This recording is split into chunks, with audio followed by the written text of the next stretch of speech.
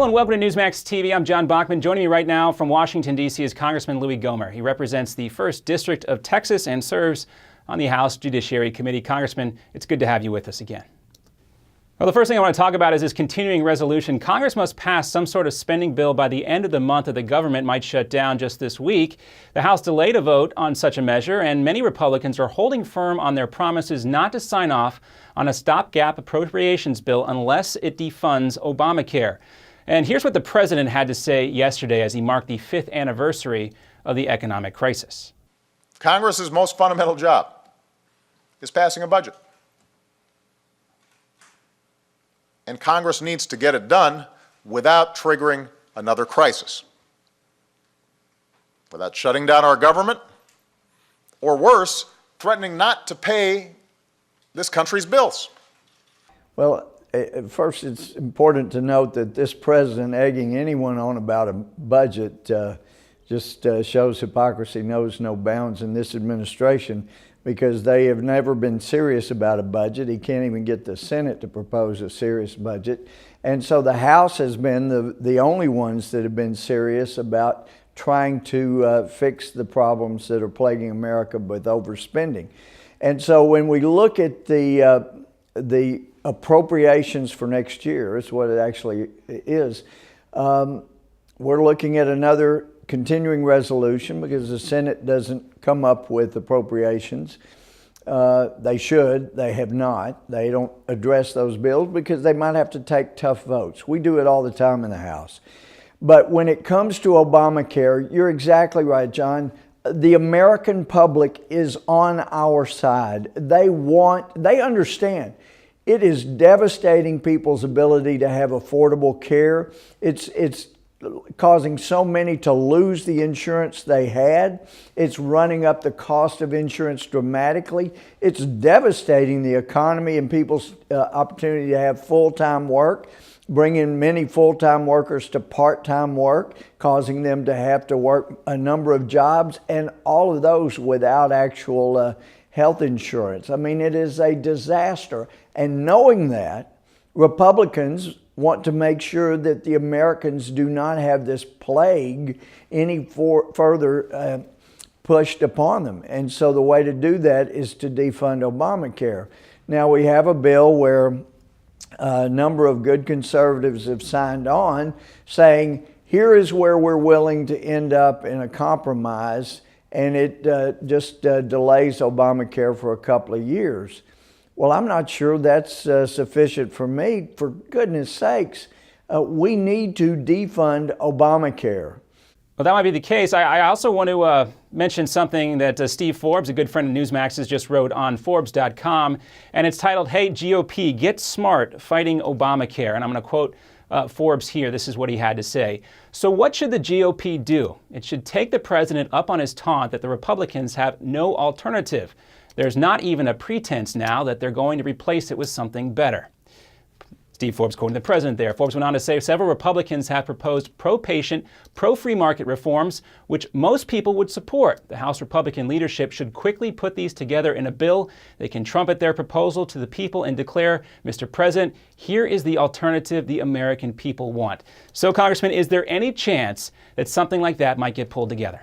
Well, I've gotten the impression that our speaker is not planning on having an alternative in one bill. I mean, John, I have a 28-page bill that was filed as an alternative back at the time. I couldn't get CBO to score it. Newt Gingrich said if you get it scored, it could just totally revolutionize the debate over health care. And Congressman, I also want to ask you on a separate topic about a recent trip you took to Egypt with Congressman Michelle Bachmann as well as Congressman Louie Gohmert. What did you learn from your trip to Egypt, particularly in what's going on over there right now in the dangerous and delicate situation politically and militarily that's happening in Egypt? Well, it wasn't only Egypt, but in meeting with leaders of some of our allies privately, without wanting to be named, they're shocked. In fact, more than one said, "Don't you understand, when you went to war in Afghanistan, it was the Taliban, but it's the Muslim Brotherhood. When you were hit on 9/11, it was the Muslim Brotherhood, the violent part. And you turned around and supported Morsi, who is clearly the Muslim Brotherhood candidate. You supported Al-Qaeda and the Muslim Brotherhood and the rebels in Libya, and now you're suggesting that you should be helping. And in fact, we just sent, I think, several hundred tons of weapons to the Muslim Brothers or the Al-Qaeda-backed rebels in Syria. They don't understand it, and frankly, some of our allies are concerned that since we threw the Northern Alliance allies under the bus in Afghanistan, threw Mubarak, an ally, under the bus in Egypt, through Gaddafi, who's been a very staunch ally since 2003, bad guy before that, then they're wondering, are we going to be the next allies of the United States to find themselves in trouble and cast aside by this administration? That's a very dangerous way to be conducting foreign policy. We should not be going into Syria. You got a bad guys leader backed by Iran, and you've got the Al-Qaeda Muslim Brotherhood. You've got Shia versus Sunni. You've got Hezbollah versus Al-Qaeda. I mean, it is not a good situation to be in the middle of. And one of the things that they had pointed out in the Middle East is even firing bombs or missiles into Syria could destabilize Assad. And then once again, you have another radical Islamic controlled country in Syria. And then King Abdullah has to worry that we'll turn on him next, as we have our other allies. It is certainly a complicated and fluid situation, to say the least. I want to follow up on some comments that you have made about the Muslim Brotherhood. And some of your critics, I know you don't pay much attention to them, but I want to give you a chance to respond anyway. Some of your critics have been casting you as a voice of anti-Americanism in the Middle East. Your critics are saying that some of your past comments that have claimed the Obama administration has close ties and members of the Muslim Brotherhood working within the administration are complicating the already dangerous and complicated situation in Egypt. What do you say to the folks who say those comments that you have made in the past are irresponsible? Well, I would say that they have an extreme problem with chronology, because it was a December 22nd article in Egypt that I have pointed out repeatedly. They pointed out that there are 6 Muslim Brotherhood leaders in this administration. And what I really got criticized for was a speech on the floor of the House the end of July, where I showed pictures of how the millions and millions more people than voted for Morsi turned out into the streets to demand his ouster. This was a revolution. And when I pointed that out and pointed to pictures of banners that they had, one, for example, had an American flag with a green check mark and the other with our president with a red X on it, I was criticized for telling the Egyptians that our president has not been supportive of them, but supported the Muslim Brotherhood. I was pointing out what the Egyptians already know. So to try to spin it that by my reporting continuously on what the masses in Egypt already knew. I've never even mentioned Ann Patterson in a speech until after I saw what the Egyptians were saying. They were furious with her at being cozy with the Muslim Brothers. So anyway, the problem is the naysayers, because all you got to do is look at what the Egyptians know. The Egyptians are furious at us and this administration for being supportive of the Muslim Brotherhood. When I report that does not stir the Egyptians up. It made them grateful that finally somebody in America heard the Egyptians cry that we should support the majority and not the violent extremists that are running the Muslim Brotherhood in Egypt. But aside from these reports in the Egyptian media, is there any evidence that points to the fact that there are confirmed members of the Muslim Brotherhood working within the Obama administration? Yes, there certainly are. And, we can submit you plenty of information in writing, but we were criticized, for example, about asking 5 different letters to 5 different departments, and all of them set forth facts that indicated that there were Muslim Brotherhood influence. And actually, if you look at just the Justice Department, CARE, it was designated by the U.S. District Court in Dallas during the Holy Land Foundation trial and by the Fifth Circuit confirming that CAIR and ISNA, the Council of American Islamic Relations, and the Islamic Society of North America, they're two of the largest Muslim Brotherhood front organizations in America. And those two organizations indisputably have complete access to this administration. CAIR, for example, a couple of years ago, when they call the White House, they get action. They heard that there was a seminar out at Langley for law enforcement individuals on the dangers of radical Islam, and they called the White House. They got it canceled a couple of days beforehand.